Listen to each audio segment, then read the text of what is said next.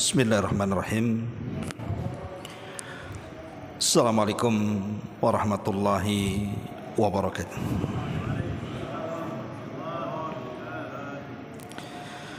Bihamdillah wassalatu wassalamu ala rasulillah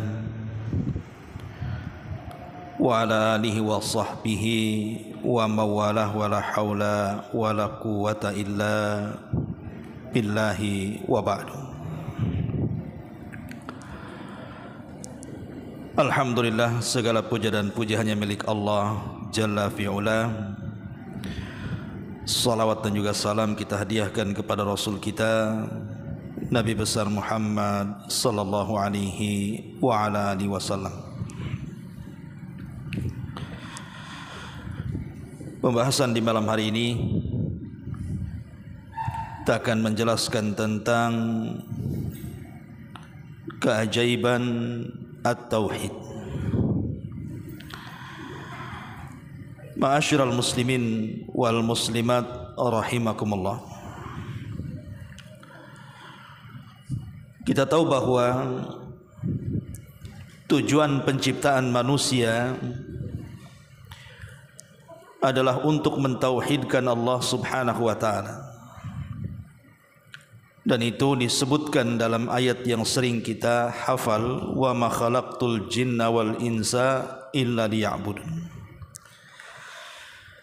Tidaklah aku ciptakan jin dan manusia kecuali mereka diperintahkan untuk beribadah kepadaku. Artinya untuk mentauhidkan diriku.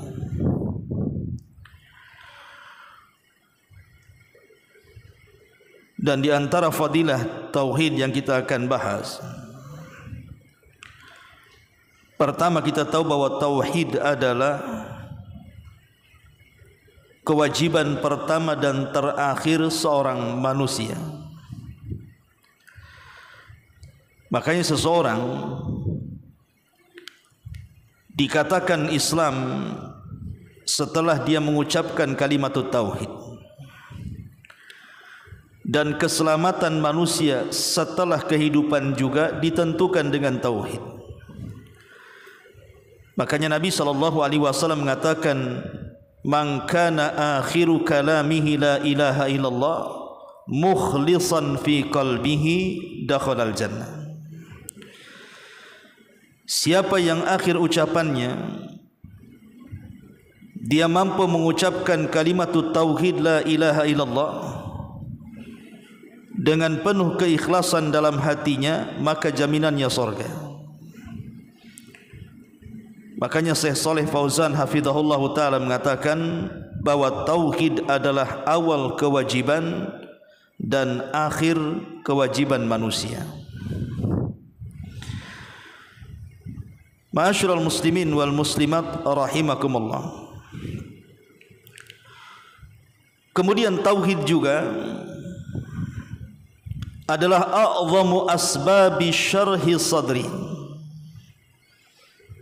Tauhid adalah sebesar-besarnya sebab yang bisa melapangkan dada manusia. Allah Subhanahu wa taala berfirman, "Faman yuridillahu an yahdiyahu yashrah sadrahu lil Islam." Barang siapa yang Allah kehendaki untuk mendapatkan hidayah yang bisa melapangkan dadanya, maka Allah Subhanahu wa taala akan memberikan hidayah ke dalam dadanya, hidayatul Islam. Para ulama tafsir mengatakan yang dimaksud Islam di sini artinya at-tauhid. Tauhidlah yang bisa melapangkan dada seseorang. Contoh sederhananya, kita tahu bahwa di antara contoh-contoh tauhid yang banyak disebutkan para ulama adalah at-tawakkul ilallah. Seseorang bertawakal kepada Allah Subhanahu wa taala. Dan tawakal adalah i'timadul qalbi 'ala Allah azza wa jalla. Menyandarkan hati hanya kepada Allah Subhanahu wa taala.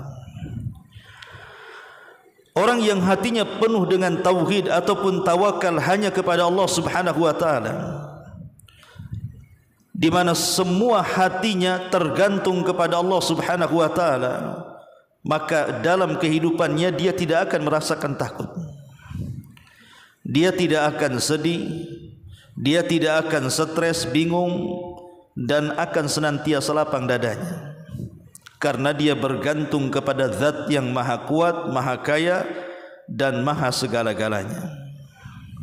Makanya tauhid itulah yang bisa menenangkan dada manusia.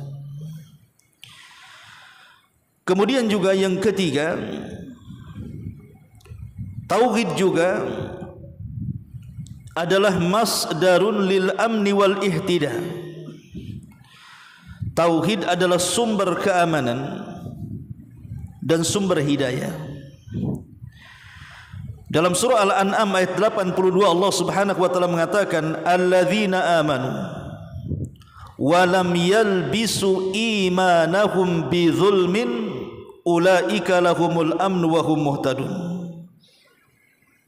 Orang-orang yang beriman, maksudnya orang-orang yang bertauhid, dan tidak mencampur adukan tauhid mereka atau iman mereka dengan kezaliman, maka mereka akan mendapatkan keamanan dan mereka akan senantiasa diberikan hidayah. Para sahabat ketika turun surah Al-An'am 82 ini sempat kebingungan, sehingga mereka datang kepada Nabi SAW dan mengatakan, ya Rasulullah, ayyuna lam yadlim nafsa, siapa di antara kita yang tidak pernah menzalimi diri-diri kita? Semua kita melakukan kezaliman kepada diri sendiri. Kalau memang syarat mendapatkan keamanan dunia dan hidayah masuk surga itu harus tidak mencampur adukan keimanan dengan kezaliman, siapa yang tidak berbuat zalim? Semua kita berbuat zalim. Maka sahabat pun kemudian mendapatkan pencerahan oleh Rasul dan mengatakan, bukan seperti yang kalian pikirkan. Yang dimaksud zalim di sini artinya kesyirikan. Sebagaimana perkataan Luqmanul Hakim, inna syirka la zulmun azim. Sesungguhnya syirik itu adalah kezaliman yang sangat besar. Jadi syirik di sini artinya, zalim di sini artinya kesyirikan.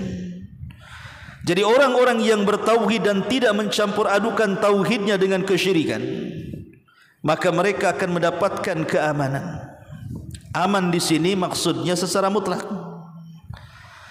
Kalau tauhidnya sempurna, maksudnya di dunia dia aman, di kuburan dia aman, di padang mahsyar dia aman, sampai dia mendapatkan keamanan masuk ke dalam surga.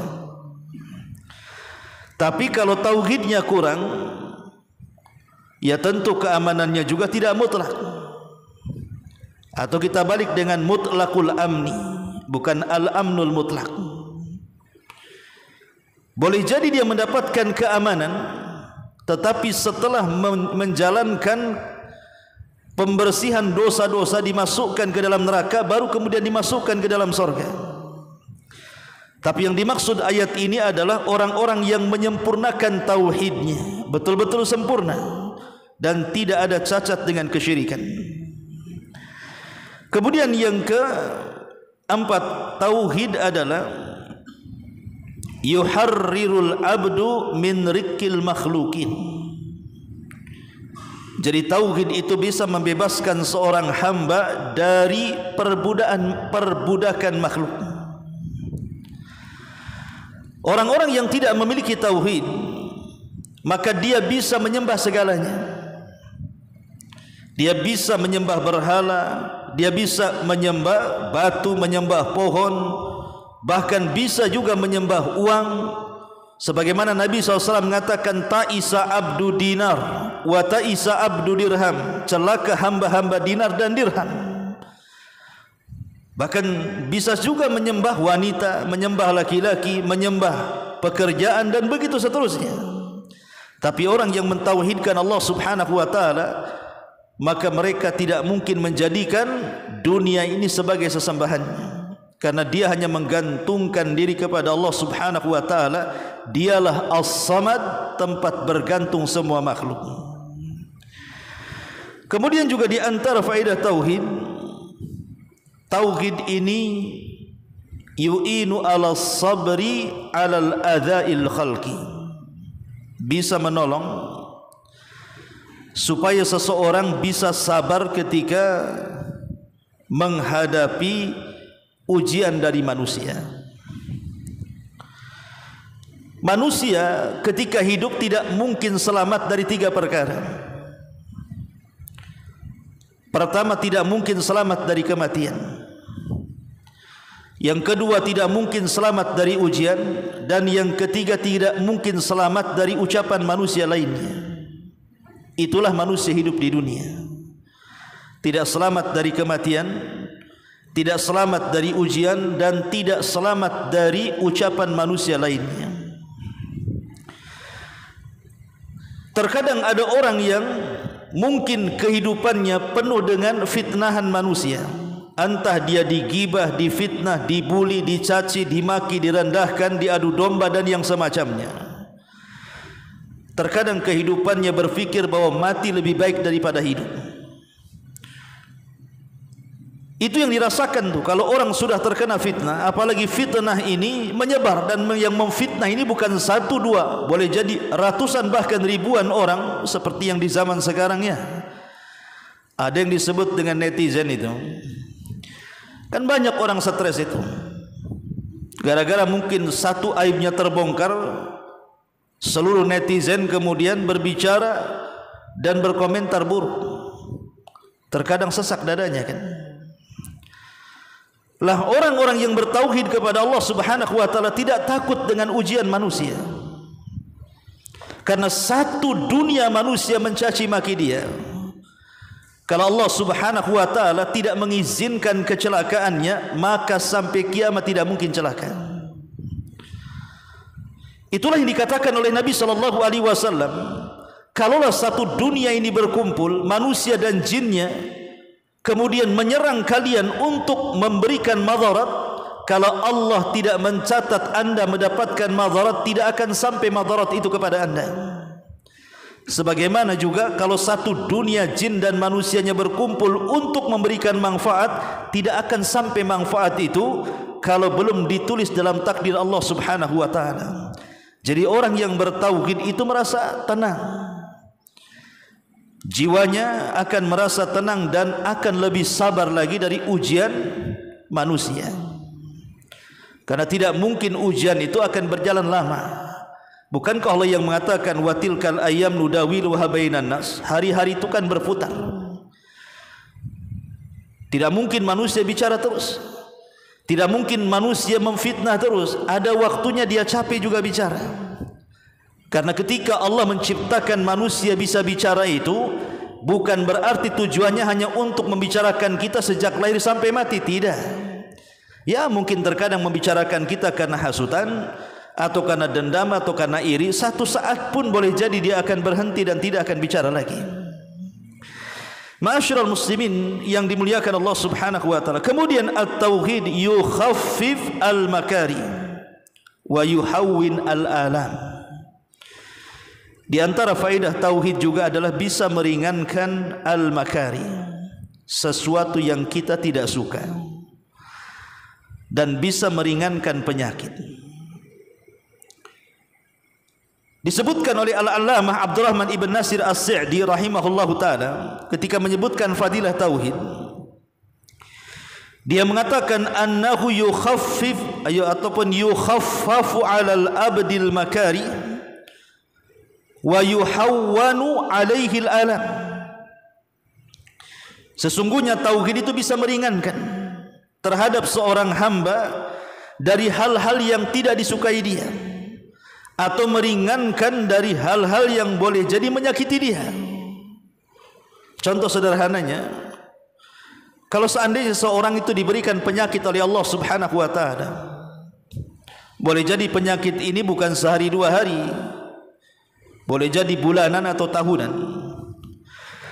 Terkadang kalau tidak ada tauhid dalam hatinya ikhwan, setan itu lebih dekat kepada dia dibandingkan malaikat. Apalagi kondisinya sakit parah yang mendekati kematiannya, itu setan tidak ridha kalau dia mati husnul khatimah. Maka biasanya orang-orang yang tidak bertauhid akan mudah terkena waswas syaitan. Kemudian setan akan berikan waswas untuk diletakkan keputusasaan dalam hatinya. Kemudian terpikir bahwa lebih baik mati dibandingkan hidup. Boleh jadi dia memandang orang-orang di sekitarnya, orang-orang yang tercintanya dari keluarga dan kerabatnya yang sudah lama kemudian menjaga dan merawatnya. Dia merasa bersalah. Gara-gara sakit dia mereka repot dengan kita. Akhirnya setan datang, lebih baik mengakhiri dirinya dibandingkan harus terus bersabar di atas penyakitnya. Dan itu banyak. Betapa banyak orang-orang yang sakit parah kemudian putus asa. Saking putus asanya sehingga mereka kemudian mencari pengobatan pun ala kadarnya. Kalau memang ada berita di sana ada dukun yang bisa mengobatinya, pasti dia akan datang kepada dukun itu, walaupun dukun itu penipu. Atau kalau seandainya ada tangkal dan jimat yang bisa meredakan penyakitnya, pasti dia akan membelinya. Itu kalau orang kurang tauhid itu. Maka dia akan menghalalkan segala cara yang penting sembuh, karena dia tidak tahan dengan penyakitnya. Tapi orang-orang yang mentauhidkan Allah subhanahu wa ta'ala, boleh jadi penyakit itu bisa menyadarkannya. Betapa banyak orang-orang yang dulunya jahat kemudian terkena penyakit, akhirnya sadar dan bertobat, kemudian lebih dekat kepada Allah subhanahu wa ta'ala. Yang dulunya tidak salat, akhirnya rajin salat walaupun dalam pembaringannya. Yang dulunya tidak pernah berzikir, akhirnya sibuk lisannya untuk membasahi dengan zikrullah azza wa jalla. Jadi orang-orang yang bertauhid terkadang menjadikan momentum sakit itu bisa jadi untuk supaya menghilangkan dosa-dosanya, mengangkat derajatnya, atau boleh jadi merenungkan kesalahan-kesalahannya. Jadi intinya bahwa tauhid itu minimalnya bisa mengurangi tensi, stres ketika seseorang kena musibah. Kemudian juga di antara fungsi tauhid adalah tunalu asy-syafa'atu tunalu bitajridi tauhid. Bahwa syafaat itu tidak akan diraih kecuali orang-orang yang mereka memurnikan tauhid kepada Allah Subhanahu wa taala. Al-Imam Ibnul Qayyim rahimahullahu taala ketika memberikan catatan kepada hadis Abi Hurairah radhiyallahu an, as'adun nas bi syafaati yaumal qiyamah man qala la ilaha illallah. Manusia yang paling bahagia dengan syafaatku pada hari kiamat adalah orang yang mengucapkan kalimat la ilaha illallah. Kata beliau, sirrun min asrari tauhidi wa huwa anna syafa'ata innama tunalu bi tajridi tauhid. Kata Imam Ibnul Qayyim rahimahullah taala, di sini ada rahasia dari rahasia-rahasia tauhid yang belum terungkap, yaitu bahwa syafaat itu tidak mungkin diraih kecuali orang-orang yang memurnikan tauhid. Makanya kita kenal hadis yang panjang sekali tentang hadis syafaatul uzma. Ketika manusia datang kepada Nabi Adam alaihi salatu wassalam dan mengatakan, ya Adam anta abul bashar, wahai Adam engkau bapa manusia, isfa' lana ila rabbik ala tara ila ma nahnu fihi. Wahai Adam, engkau adalah bapa manusia, tidakkah kau minta syafaat kepada Rabb-Mu, dan tidaklah kau melihat kami bagaimana kondisi kami. Kami kesulitan, matahari didekatkan, keringat bercucuran, dan tidak jelas keputusan. Mintalah syafaat kepada Rabb untuk kami. Tapi Adam alaihi salatu wassalam hanya mengatakan, nafsi nafsi, urus diri kalian, urus diri kalian. Tapi Adam mengisyaratkan, datanglah kalian kepada Nabi Nuh alaihi salatu wassalam. Tapi Nuh juga jawabannya sama, hanya mengisyaratkan kepada Ibrahim, datanglah kepada Ibrahim. Jawaban Ibrahim pun sama dan mengatakan, nafsi nafsi, urus diri kalian sendiri. Tapi cobalah datang kepada Nabi Musa. Jawaban Nabi Musa pun sama, hanya mengatakan, kalau begitu datanglah kepada Isa. Isa tidak menyebutkan alasannya, tapi dia mengatakan, datanglah kepada Muhammad sallallahu alaihi wasallam. Maka Nabi SAW langsung mengatakan, ana laha, kan ku coba. Akhirnya Nabi SAW pun mendatangi Allah Subhanahu wa taala dan sujud di bawah arasy-Nya dengan sujud yang panjang sekali dan berdoa dengan doa yang lama sekali. Sampai pada akhirnya Allah Subhanahu wa taala datang dan mengatakan, ya Muhammad irfa ra'sak, wahai Muhammad angkat kepalamu, sal tu'ta, kul tusma, ishfa tushaffa. Katakan kau didengar, mintalah kau diberi, mintalah syafaat, ku beri kau syafaat. Maka Nabi SAW memberikan dalam hadis itu 7 syafaat. Dan yang terakhir dari 7 syafaat itu, Nabi SAW meminta agar Allah mengeluarkan manusia-manusia yang sudah menjadi arang yang ada di neraka, tetapi dalam hatinya masih mentauhidkan Allah Subhanahu wa taala. Dari sini Nabi mengatakan dalam hadis Abu Hurairah radhiyallahu an, as'adun nas bi syafaati yaumal qiyamah man qala la ilaha illallah. Manusia paling bahagia dengan syafaatku pada hari kiamat, kata Rasul, orang yang mengucapkan kalimat la ilaha illallah. Jadi syafaat itu tidak akan diraih kecuali dengan at-tauhid. Kemudian at-tauhid adalah at-tauhidul kamil yaghfiru dzunub. Tauhid yang sempurna bisa merontokkan dan menggugurkan dosa. Al-Imam Ibnul Qayyim rahimahullah ta'ala mengatakan, yu'fa li ahli tauhidil mahad alladhi lam yushawwibuhu bisyirki. Beliau mengatakan yu'fa li ahli tauhidil mahad, artinya akan dimaafkan bagi orang-orang yang bertauhid murni, yang tidak tercampur adukan dengan kesyirikan. Falau laqiyal muwahhid Allah Subhanahu wa taala, kalau seandainya orang yang bertauhid itu berjumpa dengan Allah Subhanahu wa taala, lam yusyrik billahi syai'an albatta, dia tidak menyekutukan Allah dengan satu apapun, kata Imam Ibnul Qayyim, rabbahu, rabbnya, maka beliau mengatakan fayaghfirullahu bimaghfiratiz dzunubi jami'ah, maka Allah Subhanahu wa taala akan mendatangkan ampunannya dengan ampunan yang penuh kepadanya. Dan ini semana dengan hadis qudsi yang mengatakan bahwa Allah Subhanahu wa taala berfirman, wahai hamba-hambaku, seandainya engkau mendatangkan diri kepadaku dengan membawa dosa yang membumbung sampai ke langit atau dosa yang beratnya seberat bumi, tetapi tidak menyekutukan Allah Subhanahu wa taala, kau datang kepadaku dengan ampunan, maka aku akan datang kepadamu dengan hal yang sama, mengampuni semua dosa, walaupun dosa itu setinggi langit bahkan seberat bumi. Ini menunjukkan bahwa tauhid itu di antara sebab mendapatkan ampunan dari Allah Subhanahu wa taala. Ma'asyiral muslimin yang dimuliakan Allah Azza wa Jalla. Kemudian juga tauhid adalah yukhrij minal qalbi al khauf minal khalqi. Tauhid itu bisa mengeluarkan dari hati seseorang perasaan takut dari makhluk.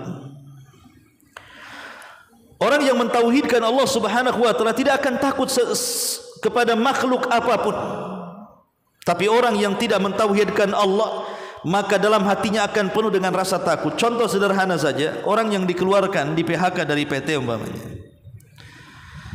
Terkadang kalau orang-orang yang tauhidnya tipis, mereka menganggap bahwa kehidupannya habis di situ, bahwa dunia ini akan kiamat besar bagi dirinya, dan mengatakan, kalau saya di PHK, kalau saya dipecat, makan apa saya? Macam mana menghidupi keluarga saya? Macam mana menyekolahkan anak saya? Macam mana keluarga ke depan saya? Jadi orang-orang yang bertauhid pasti akan dilingkupi dengan perasaan takut, seolah-olah Rabb yang ada di PT itu berbeda dengan Rabb yang di luar PT. Sehingga kalau baru disebut namanya, belum di PHK, mungkin baru ada list nama dia yang akan di PHK, belum pun keluar, itu sudah mengacaukan pikirannya itu. Sudah takut dengan bosnya, takut dengan perusahaannya kan. Kenapa? Karena tidak mentauhidkan Allah Subhanahu wa taala. Dia tidak yakin bahwa Rabb di dalam PT dengan Rabb di luar PT itu sama saja. Mereka lah yang berikan rizki kepada kita. Bahkan terkadang ada orang-orang yang di PHK itu memang di balik itu adalah sutradaranya Allah Subhanahu wa taala. Sengaja mungkin dia dikeluarkan dari perusahaan, rupanya Allah sudah menyediakan rizki yang jauh lebih besar dibandingkan ketika dia bekerja di situ. Dan itu banyak sekali.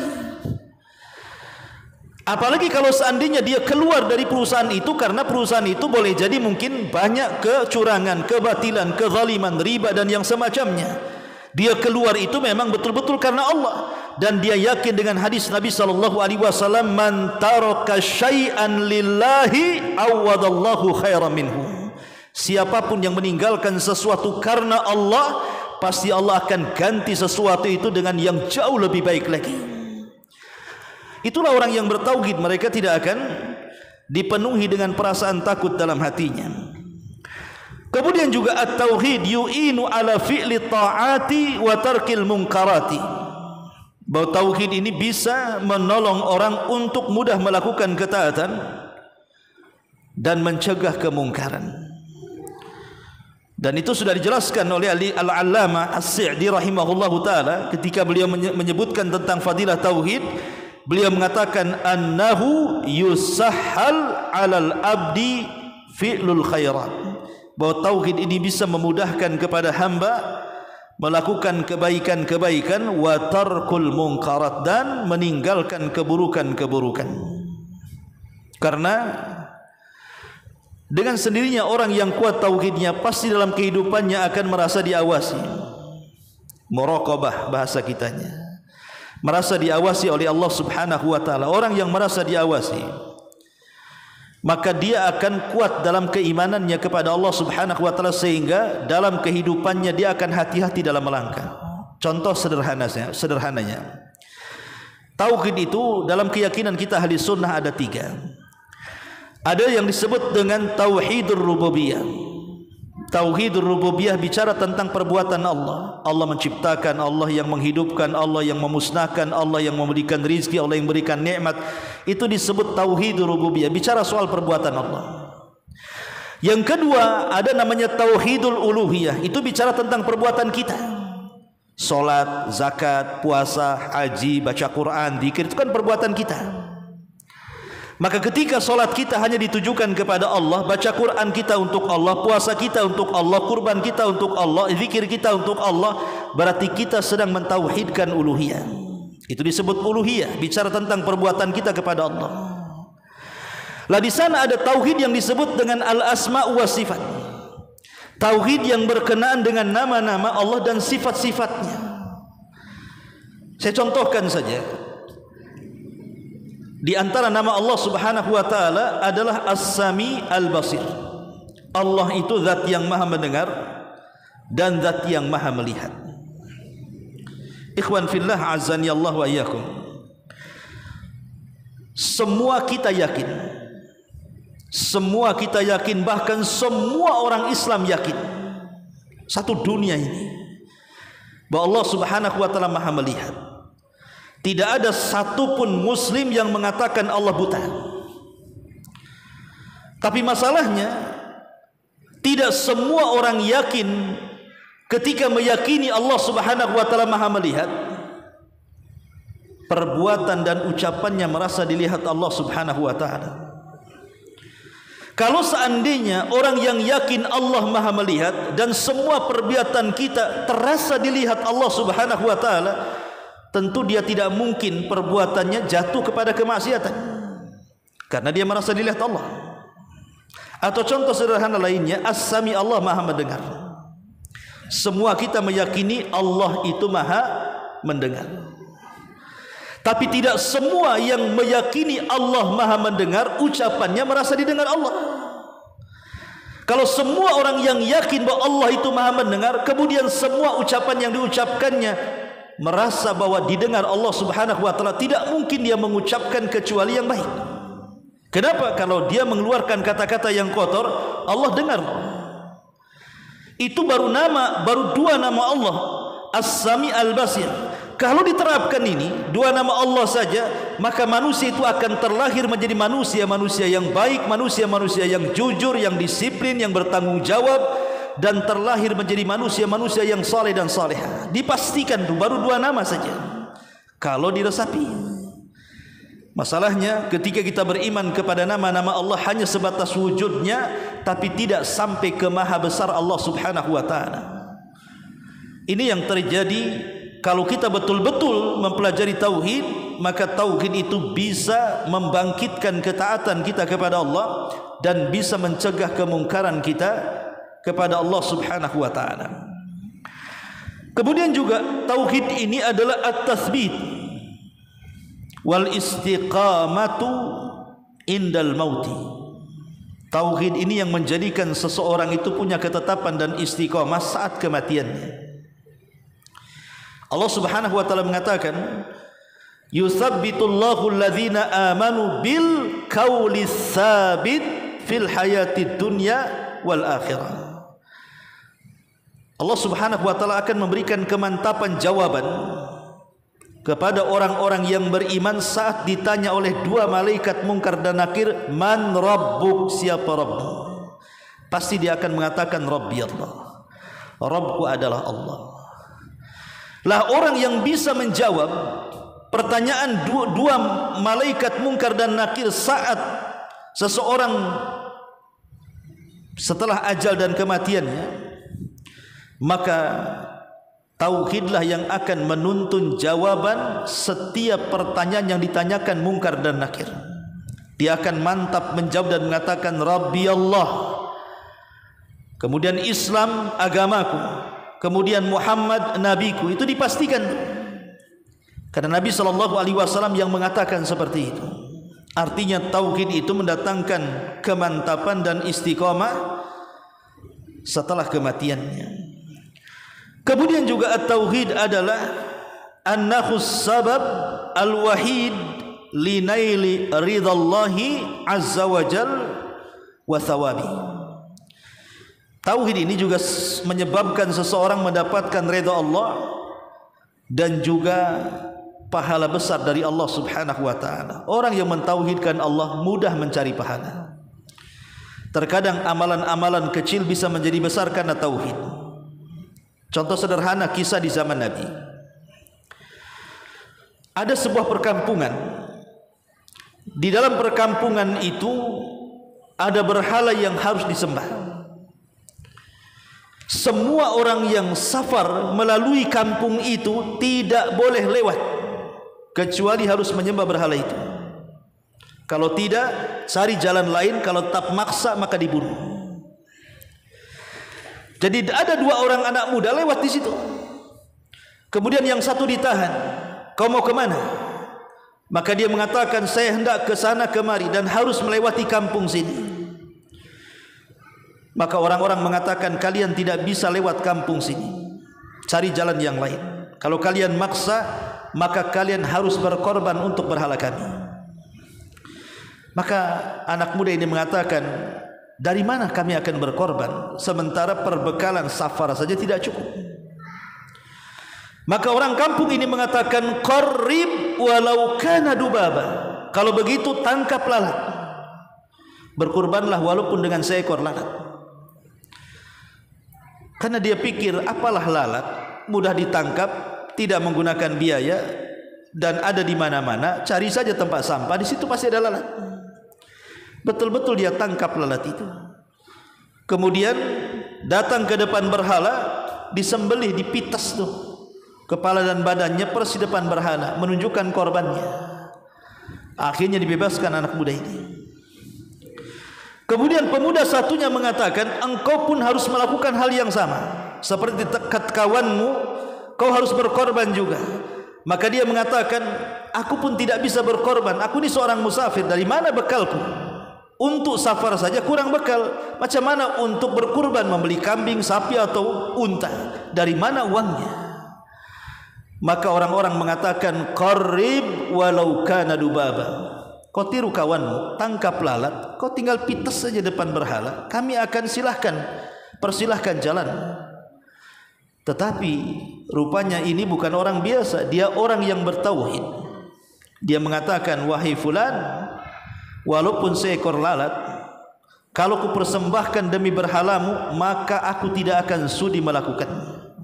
Biarkan aku jalan.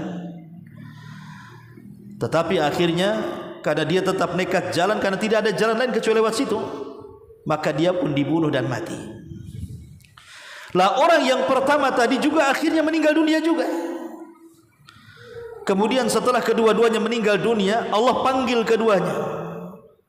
Yang berkorban demi berhala dimasukkan ke dalam neraka, yang tidak berkorban kepada berhala walaupun seekor lalat dimasukkan ke dalam surga. Lihat bagaimana gara-gara seekor lalat orang bisa masuk neraka, gara-gara seekor lalat orang bisa masuk surga. Apalah lalat? Lalat itu barang tidak berharga, tidak dijual, tinggal tangkap saja.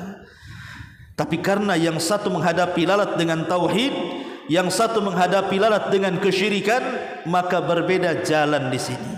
Yang satu masuk neraka karena kesyirikannya, yang satu masuk surga karena tauhidnya.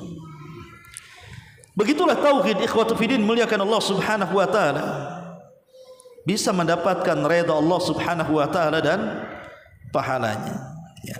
Ya, tentunya juga masih banyak fadilah-fadilah tauhid yang tidak mungkin saya jelaskan karena waktu juga. Biasa kajian di sini ya paling lama 30 menit, selebihnya ngobrol ganti ya. Makan-makan kalau makan. Kalau tidak ada yang makan ya pulang saja. Subhanakallah bihamdika asyhadu an la ilaha illa anta astaghfiruka wa atubu ilaik. Allahu taala alam. Assalamualaikum warahmatullahi wabarakatuh.